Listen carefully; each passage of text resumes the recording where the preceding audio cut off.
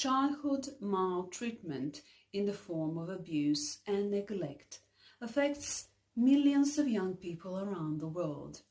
In the UK, for example, it is estimated that around 20% of the adult population has experienced a form of abuse as children. However, this is likely an underestimate given the often invisible and unreported nature of maltreatment, as well as the lack of comprehensive statistics. What we do know, however, is that childhood maltreatment can affect a child's entire life so profoundly and in many domains, including their mental health, physical health, academic and social life. Moreover, we know that adult individuals who experienced maltreatment in childhood do not respond as well as individuals without such experiences to conventional treatments or approaches to help.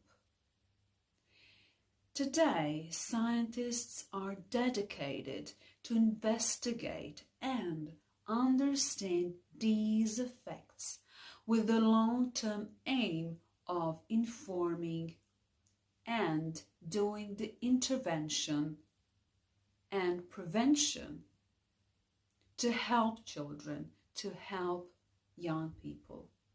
In particular, it is very important to radically improve our approach to prevention, providing support early to reduce the risk of mental health problems emerging in the first place.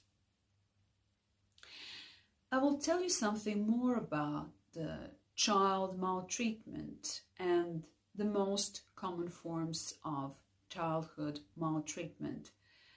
There are many more actions that can harm a child. First of all, we need to focus on neglect because this is a form of child maltreatment. The ongoing failure to meet a young person's basic needs is actually childhood neglect, one of the most common forms of maltreatment and often split into physical, educational, emotional, and medical neglect.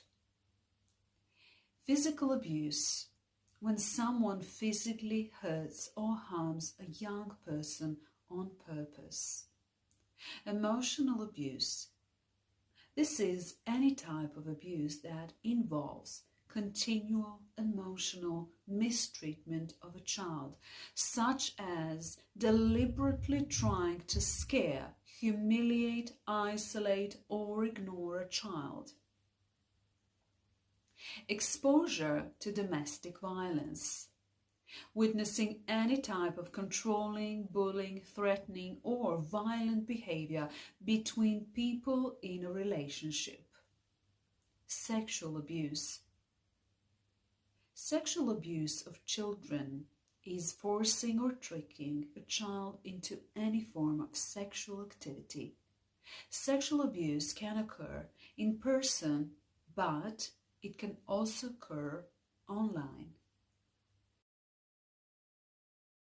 A child that's being abused by its parents doesn't stop loving its parents. It stops loving itself. And what hurts the victim the most is not the cruelty of the oppressor, but the silence of the bystander.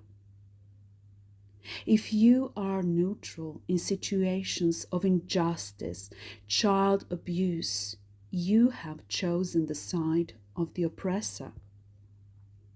Your silence is their greatest weapon.